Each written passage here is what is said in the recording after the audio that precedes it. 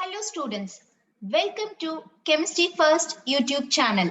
இந்த வீடியோல Unit 2 P Block Elements 1ல allotropes of carbon அதுல graphite பத்தி brief பார்க்க போறோம். So first allotropesனா என்னன்னு நமக்கு தெரியணும். So நம்ம இந்த கார்பனுக்கு தான் நம்ம பார்க்க போறோம். So it belongs to the P Block Elements 1 from group 13 to 18. அதுல 14th groupல first element வரதான் நம்மளோட கார்பன். இப்ப அதோட allotropes பார்ப்போம். சோ allotropesனா ஒரு எலிமெண்ட் எடுத்துக்கிறோம், அதோட பிசிக்கல் ஸ்டேட்ல பாத்தீங்கன்னா மோர் தென் ஒன் ஃபார்ம்ல இருக்கும். சோ அந்த டிஃப்ரெண்ட் ஃபார்ம்ல எக்ஸிஸ்ட் ஆகிறதா we call it as allotropes.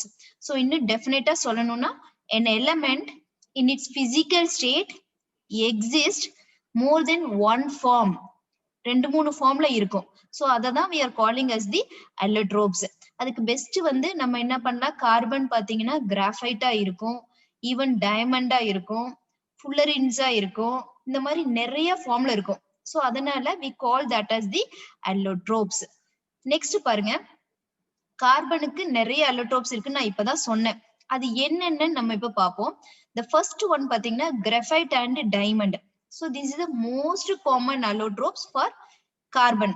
So இது அல்லாம we have other allotropes. அது என்னன்னு பாத்தீங்கன்னா graphene, fullerenes and carbon nanotubes.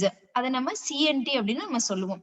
So these are all some of the other important allotropes, but common allotropes for carbon is graphite and diamond.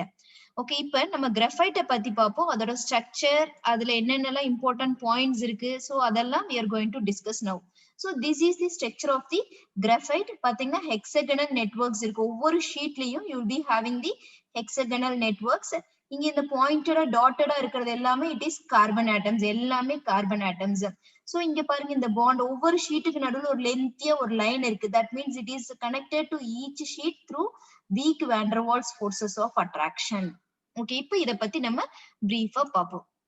So graphite, as I told you, it is a most stable allotropic form. இது normal டெம்பரேச்சர்லயும் பிரஷர்லயுமே எப்படி இருக்கும்னா ஸ்டேபிளா இருக்கும். So at normal temperature and pressure, your graphite will be the most stable allotropic form.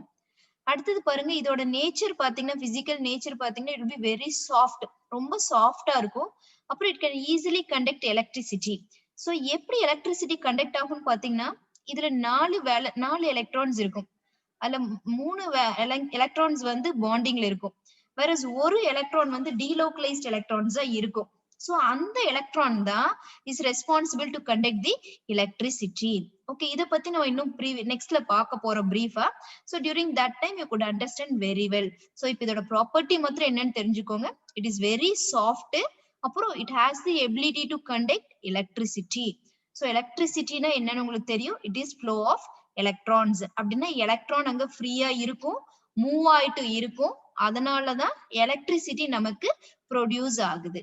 Okay, next point பாருங்க, it is composed of flat two-dimensional sheets of carbon atoms. so this what is the sheets. so இந்த ஷீட்ல பாருங்க, இது flat-ஆ இருக்கு. so இந்த dimension பாத்தீங்கன்னா two dimensional. so இதுல இருக்கிற எல்லா atoms, as I told you, this is your carbon atoms. so you can easily remember two dimensional flat-ஆ இருக்கு பாருங்க, அப்படியே சாய்மானமா இருக்கு பாருங்க, it's a flat and all these dotted points are carbon atoms. okay, next பாருங்க, each sheet is a hexagonal network. so ஒவ்வொரு sheet பாருங்க, இந்த sheet, மேல இருக்க sheet, third sheet, fourth sheet, fifth sheet, எல்லா ஷீட் பாத்தீங்கன்னா எல்லாமே ஹெக்ஸகன்ஸா தான் இருக்குது. எல்லா ஹெக்ஸகன்ஸும் இன்டர் கனெக்ட் ஆயிருக்கு. so we call it as your hexagonal network sheets. so எல்லா ஷீட்லயும் you have hexagonal networks with flat two dimensional consisting of carbon atoms. so இதெல்லாம் ரொம்ப ஈஸியானது, ஈஸியா ரிமெம்பர் பண்ணிக்கலாம். நெக்ஸ்ட் பாருங்க, அந்த ஹெக்ஸகனல் நெட்வொர்க்ல இந்த கார்பனுக்கு இருக்கிற சில இம்பார்ட்டன்ட் திங்ஸ் நீங்க ஞாபகம் வச்சுக்கணும். சோ இந்த கார்பனுக்கு இருக்கிறது பாத்தீங்கன்னா sp2 ஹைபிரிடைஸ்டு. நெக்ஸ்ட் பாருங்க, இதோட லென்த், இந்த கார்பனுக்கு இருக்கிற லென்த் பாத்தீங்கன்னா it will be 1.41 angstrom. so இந்த 1.41 angstrom is very close to your carbon bond distance in the benzene ஓட bond distance பாத்தீங்கன்னா 1.40 angstrom இருக்கும். whereas in the இதோட நம்மளோட graphite ஓடது பாத்தீங்கன்னா it will be hexagonal and the bond distance between the carbon carbon bond length will be 1.41 angstrom. so இது வந்து நீங்க ஞாபகம் வச்சுக்கணும். so hexagonal ஷீட்டா இருக்கும்.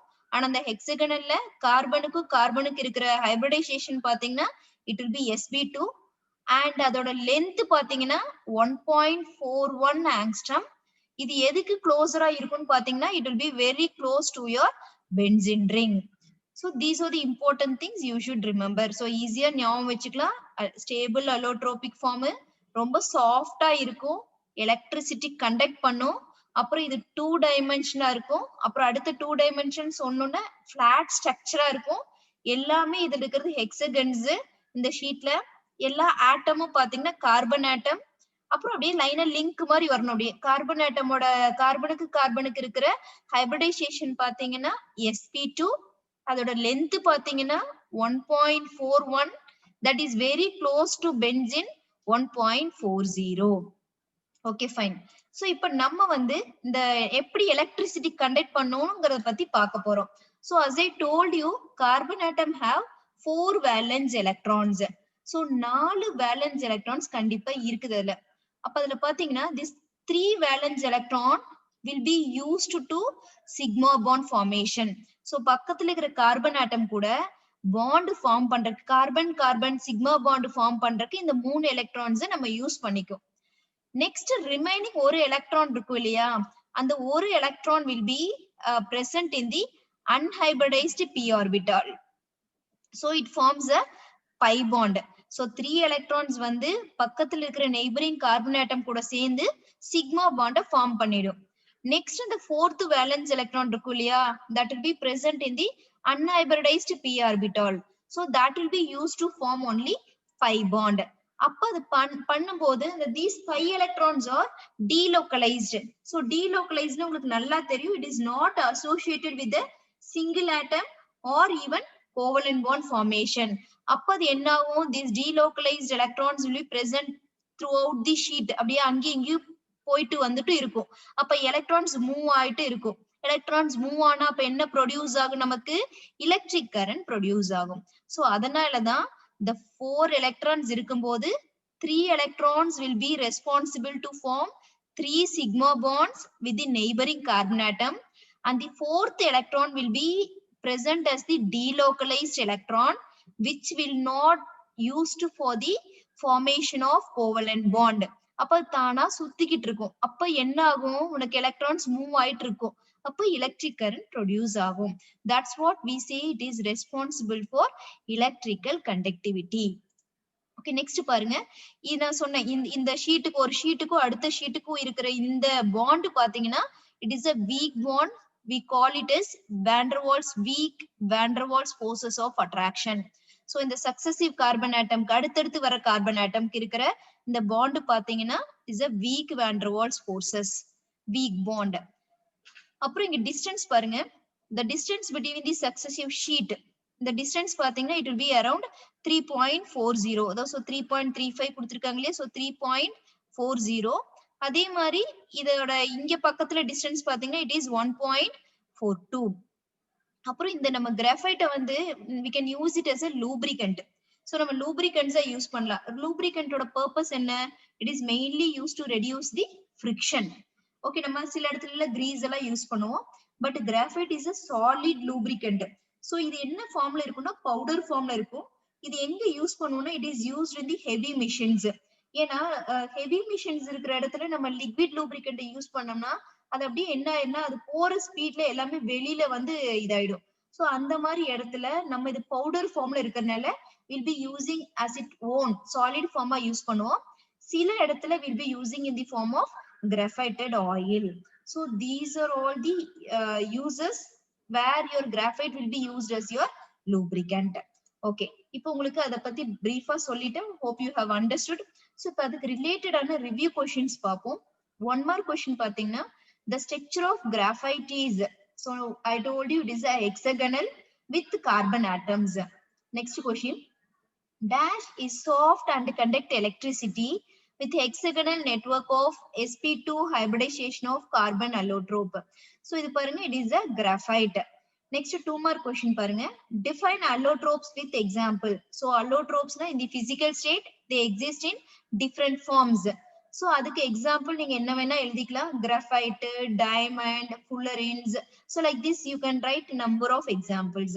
அப்புறம் 5 mark question very important. Explain graphite with neat structure. So அழகா diagram வரைஞ்சிருங்க.